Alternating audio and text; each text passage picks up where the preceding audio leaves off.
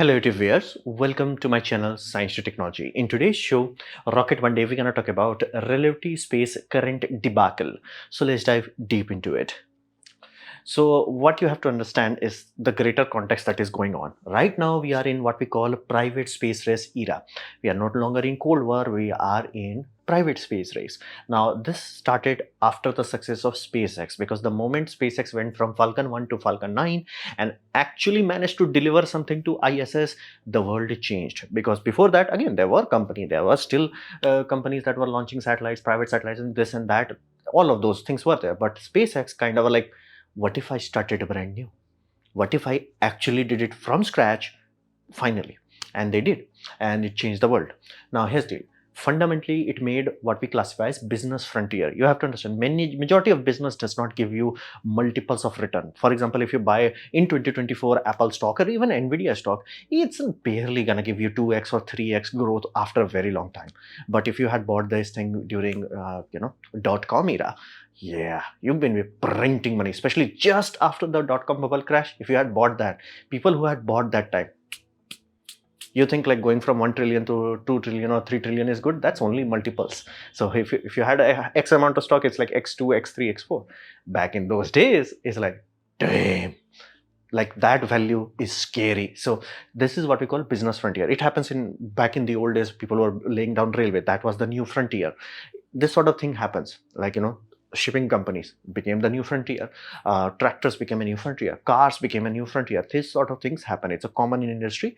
And again, like in India, telecommunication companies became the new frontier. So many companies came in, and right now there are only 3 surviving. So it happens, new business frontier. Why do people pour money into it? Because it's completely untapped and there is a very good potential of multiples return. Meaning if you buy it right time, instead of getting 2x 3x, you can get 50x, 100x. And again, people have done that. But again, it can only be done at the early stages of a frontier. Once the frontier reaches saturation, it chills down. So country opened up doors. This was a big thing. This went from, okay, America and Russia to like, okay, America, Russia, China, USA, America, Russia, China, European Union, UK, Australia, India, every Tom, Dick and Harry. So it's like it changed the whole worldview basically overnight, where people went like, wait a minute, you're telling me that a private space company can actually be a space company? It can get stuff done on kind of okay kind of cost and okay kind of timeline. It changed. So private space race started. Now at this point in time, the money that is pouring into this is bonkers. Like if you think $1 million is good, no, these people are writing blank checks that are in billions of dollars. So money is like coming in like there is no tomorrow. And lot of companies started ASAP. The moment they could start, they started. Be it Virgin Orbit, be it Astra, be it Stockspace, be it Relativity, be it Electron Lab. Basically, all of these, and again, there are many more. I'm just talking about the few popular ones. And you can understand that if money was like no object, you are opening a space company, here's some few $1 million from one investor, and there are hundreds of investors. Because again, this happens whenever you have a new business frontier, this sort of things happen. Now, what was the promise? Again, you can have a company in a frontier, but you have to offer something, right? Only then people will trust you. Well, they are promising something very interesting. This promise started in 2015 by Tim Ellis, this individual, that their core unique selling point is they're going to 3D print the whole rocket. Because this is 2015. You have to understand, metal 3D printing is a known thing. And you have to understand, at this point in time, as in like in 2020s, even India has rockets that have 3D printed parts. It's a normal thing. There are companies who have like fully 3D printed engines. It's done, it's sorted. So what they did is like, hey, why we are stopping? Like engine is one of the most complex parts. It's under a lot of stress. And if 3D printed parts can handle that, why we are stopping there? Like logically, it does not make sense. You have this amazing technology that allows you to do modification, make geometries that are flat out impossible to make in other systems. Why are we stopping just at the engine? And just like, let's say, injector plates, heat exchangers, turbines and all that, why we are stopping there? So they're like, what if we just take the same base engine and just like scaled it up like the full fuel tank? So that was their selling point. And again, they had enough talent, they built the system and they demonstrated it, and money started to pour in. Now, why Why would anybody pour money into this? Well, the idea is that every rocket is a Mark 1 rocket. For example, Falcon 9, it was not the Falcon 9 that you know today. It was the Falcon 9 that barely had 10 to 11 ton to orbit, to not 22 ton. And it went through Block 1, Block 2, Block 3, Block 4, Block 5. Right now it's the Block 5 variant. And before these blocks, there were also minor changes. Here, they do not have to worry about that. Because again, every launch could be a new Mark iteration. And they're like, hey, last launch we had way too much fuel sloshing. Let's scale up the RIPS part so they can squash the sloshing and all that. They can do that in next version, and they're like, hey, we overdid it. In the third version, they can trim it down. They can do it in every launch, which is like, in terms of design development, in terms of optimization, is shut up, take money.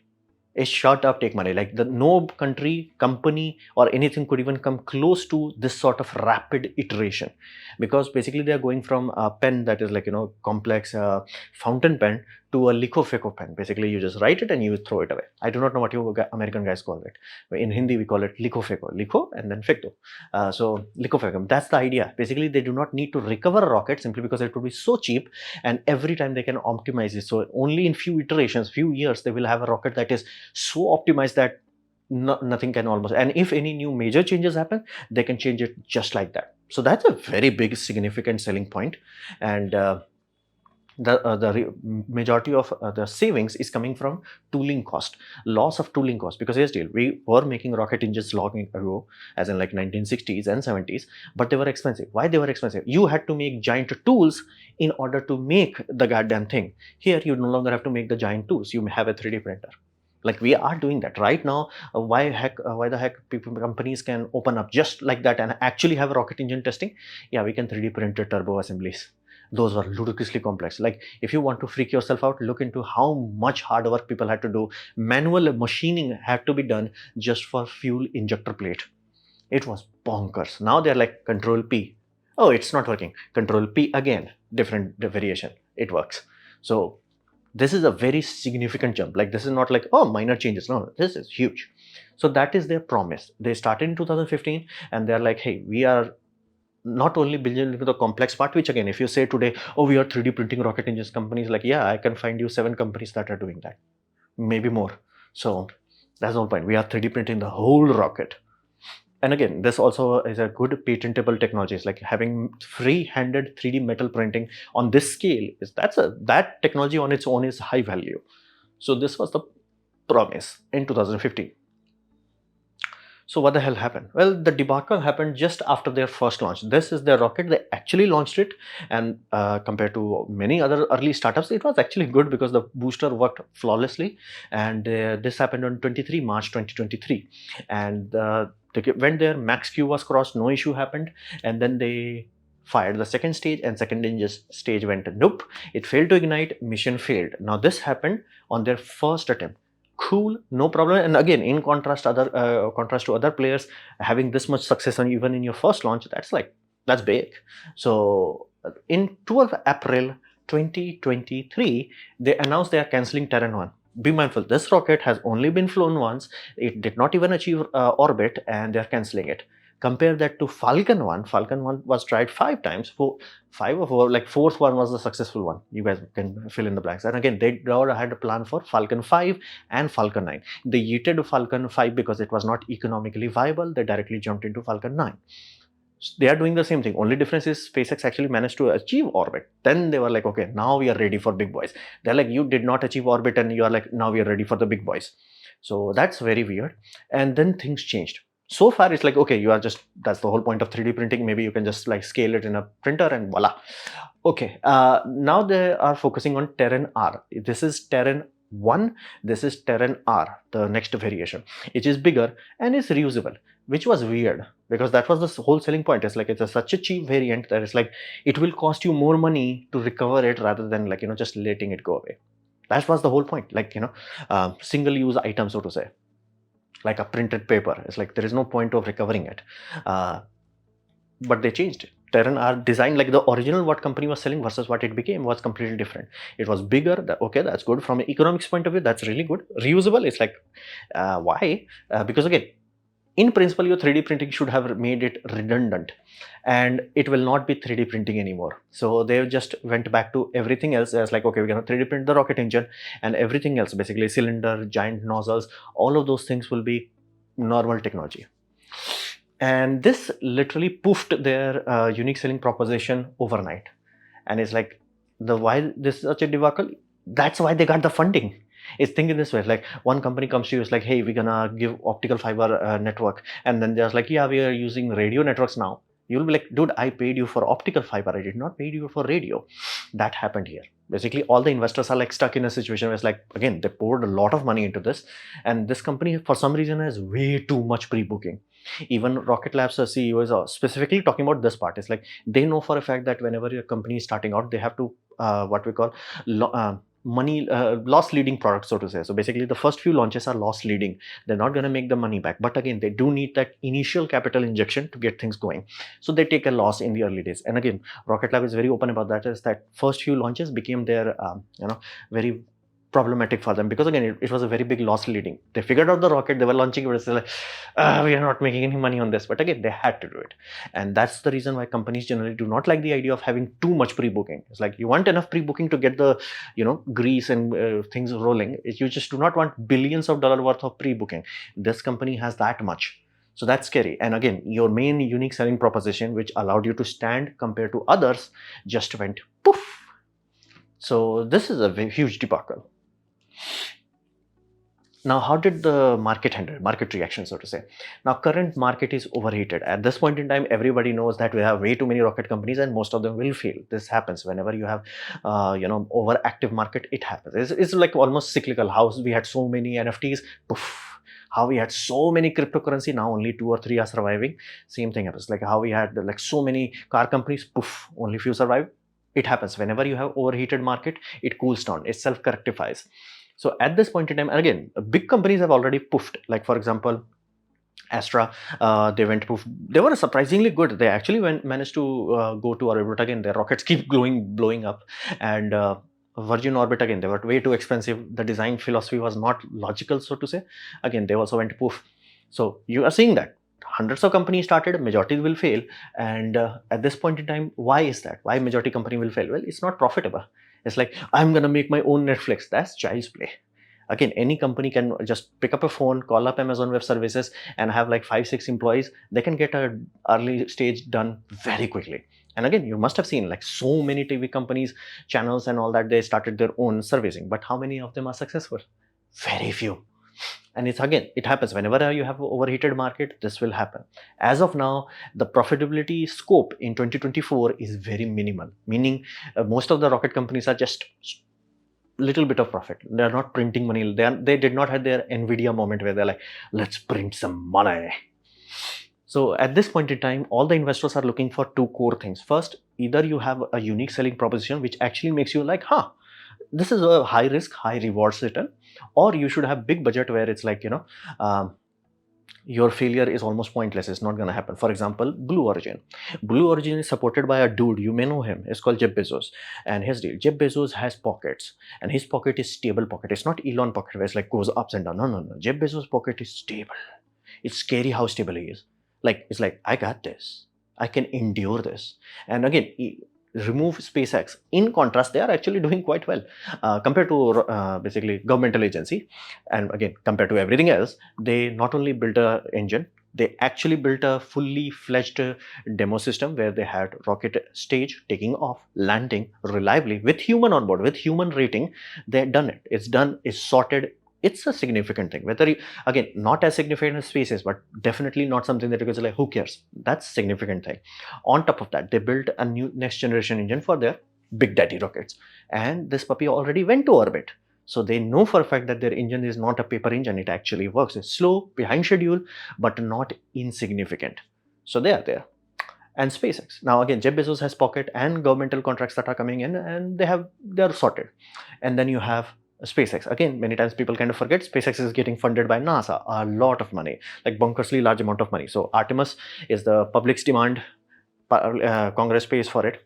money goes to NASA. NASA allocates it to private players like SpaceX. So SpaceX is getting a lot of money. On top of that, they also have a lot of private investment, which again is, I do not know what the technical term, but apparently it's called gray market. So they have a lot of money going into it. And again, they also have long-term contracts with, let's say, T-Mobile and all that to make money, so to say. So in this sort of scenario, if you want to dump money into it, there is a penalty. You will not get that exponential return where it's like, oh, I dumped a few dollars, now it's hundreds of dollars. That will not happen, but you will get a return. So these are what we call low profit, low risk rewards.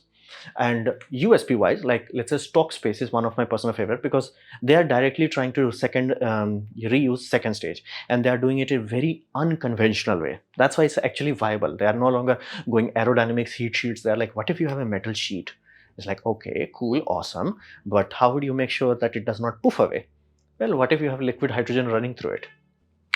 So that's a genuinely unique design, and they have planned for reusing first stage, but again they're not talking about it because every company is doing it. So heck, even ISRO's next generation launch vehicle has a first stage reusable, so they are not even talking about it. It's like, yeah, duh, obviously. So they're like, we have second stage reusable. From a starting point of view, that's a good USP where people could be like, you know what, few $1 million, let's try it. So that's one interesting thing.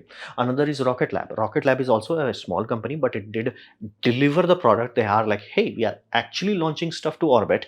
We good, we sorted, we have all the paperwork, all the legal framework, all of the things that you will figure out, we have sorted it. And we are dumping all that knowledge into neutron rocket, because again, small rockets are bad for economy. You always want big rocket. So they are building neutron rocket. So that gives you experience. And again, it will have a basically Rocket Lab will have higher multiple compared to these two puppies. So people are still interested into that. So this is the market reaction is not a very hype, so to say. So yeah, people are no longer like, and again, at some point people are like, dude, why you're so hell bent on getting pre-booking rather than actually putting stuff in orbit? Put stuff in orbit. Heck, Blue Origin can say that their engines have actually put stuff in orbit. Come on. So market reaction was not optimum, so to say. Now that being said, that's what happened. But you have to understand, this is kind of common. You have to understand, every company goes through this. Now extent changes. Because again, you have to understand, governmental agency, if they have a bad design, let's say the blueprint stage did not catch the bad design, they will keep doing that. Example, space shuttle. Example, every other rocket. So it's one of those things. If they have a bad design that goes through the system, they will not touch it. It's not like block 1, block 2, block 3. No, it's like, we built it, we do not touch it. So in a private company, you cannot afford that luxury. So it's very common to see. And again, that's why it feels so odd. It's like, hey, you showed the blueprint like this and this. And again, people will be like, who are used to normal rocket from like 1960s, they are like, you're telling me that your design is changing? Like, do you not have a rocket design? Like, this will be very freaky if you're coming from other traditional aerospace. But again, from a private aerospace point of view, that's the only way of doing it. I cannot keep working on BS material if it's a BS material. So, and the changes could be mild changes. For example, Starship upper stage is still melting, and they knew for a fact that hinge design is not that great. So the idea is they're gonna move the hinge backwards, and basically instead of shoulder going like this, they're gonna tuck it in. Like, they're gonna make sure the blunt body re-entry that they are getting, that is creating a shock. They want to cover use basically that gap of that shock to hide the hinge design. So basically, hinge should not get the blunt of re-entry. Like, shock wave should be outside of it. Benefit, it should work effectively. Again, that design has already been made. You can physically, but it was not launched yet. It will be launched in 5-6 variant maybe.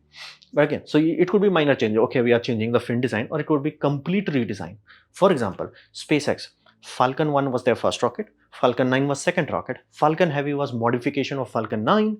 And yet I do know that is like, still they had to do a lot of rework. But again, it was like, we have this, how can we get more oomph out of it? But what will happen if they are like, here's a blank paper, here's your budget, go YOLO. So the fresh third rocket they built was BFR, as in project name, BFR, Big Falcon Rocket. And again, even the name changed from Big Falcon Rocket to Starship. And they started with composite tank. Be mindful, this is long ago. This composite tank was like, whoa. You are telling me that you are actually going to use carbon fiber. At that time, you're like, space edge material finally going to be used in space. And if you're not familiar which metal we do use for most of the rocket, in the early days, there were steel rockets. Then we almost all kind of like focused on one specific alloy, lithium aluminum alloy. For some reason, that is very beloved by a space company, like ludicrously beloved by almost every space company. So instead of that, and again, you were like, why can't we use titanium? You can if you can afford it. So, and again, titanium does not give you exponential benefit. It's like better, but not like whoa. But cost does become whoa. So they are going from basically composite. They're like, whoa, space age material, carbon fiber, best power to weight ratio. You're gonna have awesome time. And again, they built it. They freaking built it, and they cryo tested it, which again at that time was like, damn, you're telling me that you can trust carbon fiber composite vessels with a freaking cryogenic fluid. And again, how the heck SpaceX knew? They had composite pressure vessel inside normal lithium aluminum structures. So they did knew how the heck carbon fiber was reacting to cryogenic liquid. So they had some experience. And they built it, they tested it. Everyone was like, this is the future. And then they just yeeted all this and they're like, yeah, this was a dumb idea. And now they are using steel. Again, basically steel almost went from early days of V2 rockets to now we are back at steel. So this happened. Again, fundamental change. From not name changes like minor, but going from composite structures to steel, that's like, are you sure? But again, bigger rocket does benefit lamer material, so to say. And again, steel does have the benefit of being hyper cheap and super durable at cryogenic temperature, specifically the alloy that they are using. And sea landing, that was the idea, right? Like you have Falcon 9, Falcon 9 are gonna go there and land. The same thing's gonna have booster gonna go and land. And again, they had animations and all that. And they bought stuff, like millions of dollars was spent on buying oil rigs like this, 2 of them. And then they are like, okay, this is stupid, let's yeet it. That's why they actually sold it back. Let that be very clear, you can check it. They sold it back. So it happens. It's many times you're like, oh, we thought it would work. Again, you learn more as you develop, and they're like, yeah, going to the sea is punching a hole in your bank balance. Physics, engineering, economics. Physics says go to the sea. Engineering says it's kind of 50-50. It does not make that much of a difference. Economics says hell no. Any asset like this that goes to the sea, it's expensive AF, and the crew rotation and all the insurance cost and all the stuff that you have to go through, yeah, it makes it non-viable economically. Like that way, science says like do it. Rocket equation is like good. Do not come back. It will waste too much delta V. So they're like, okay, that's the penalty. How can we handle it? What if we catch the rocket? And it's like, we remove the weight penalty of landing equipments, and benefit of that is now we do not have that much penalty of U-turn burn. So they're like, that's how they solved it. Yeeted it. And here's the deal. You have to understand the payloads and stuff, all of them are in land. You no longer have to carry it to orbital barges. You're like, launch pad, and his stuff comes back in the launch pad, and again you service it exactly at the launch pad. Things change. It was like, again, they were planning it, but they're like, yeah, this is stupid. Let's just eat it. So it's one of those things, and the market is very new. This idea of private space company, it's new. The idea of reusable rocket, be mindful. As of now, I can only tell one rocket that has successfully done that. Space shuttle, you can count it, but again, it's not really successful. Not only it, like cost-wise, it failed. Cadence-wise, it failed. Cadence supposed to be 2 times per month. They barely managed to do 2 times a year, and it had loss of life. A lot of loss of life. So it was not a successful system by any stretch of the imagination, and it crippled the USA. Basically, it clipped their wings. So market is very new. It's complex. We do not, again, people thought like it makes. So rocket equation says like do this. And again, the engineers, marine engineers, like, yeah, if you launch Falcon, basically Starship from this, there is a good chance this will sink. Simply because when you have that much thrust going into the water, it will heat up water. Duh. And that will change buoyancy. And the rocket is huge. So when people say, oh, China is doing it a tiny rocket. Teeny tiny rocket. Not 33 Raptor engine going YOLO. So there is a very big difference. And they're like, yeah, if you're thinking environmental studies are having issues right now on Boca Chica, roasting like dolphins is not acceptable. So it's one of those things. They thought it would work and they learned more and they're like, yeah, let's eat it. So be very mindful. So market is very complex and it can have great scale. That's the whole point. There is a very dark period ahead where government interest will die down and private money will kind of shrink. But if we can cross that, push beyond it, which happens in almost everything. If we can push across it, then we're going to have print money phase. What is print money phase? Once you have actual space asset that is printing money, aka private space station. You have no idea how much governments will be willing to pay, and once you have cheap enough access, more than enough people will start to pay into it, and there are so many industry just waiting to go. It's like, dude, give us the ability. We can print hard as of now in space. We cannot print it on Earth because again gravity will collapse the cell structure. So there are crystal structures that are made for optical fibers. They're like, dude, allow a space, and you're like, then why they are not doing in ISS? Yeah, ISS does not have space, literally does not have it. Like for even one experiment they have to plan it out years ahead. It's not viable. So you need a space station. Once that happens, let's say like orbital reef, money printing can happen. But again, we are in the dark phase right now, where not enough interest is from the government sector, not enough private sector.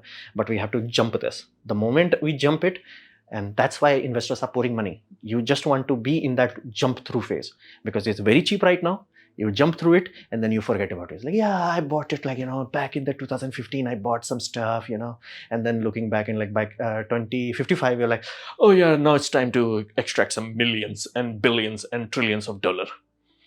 So it's common. Or it could have a limited reach, because again, that dip is very deep. So if we dipped into the dip, yeah, that could backfire. Again, it's a high risk, high reward scenario. So this was my presentation on what the hell is the debacle with the relativity space, why people are so angry and confused. Hopefully you have liked it, learned from it. In that case, please hit the like button, share it amongst friends. That will help me a lot. If you didn't like it, didn't enjoy it, I urge you to press dislike, press it twice to show my disappointment. Please leave a comment, because I do try to reply to all of them. Subscribe, press the bell icon if you're free, and as always, thanks for watching.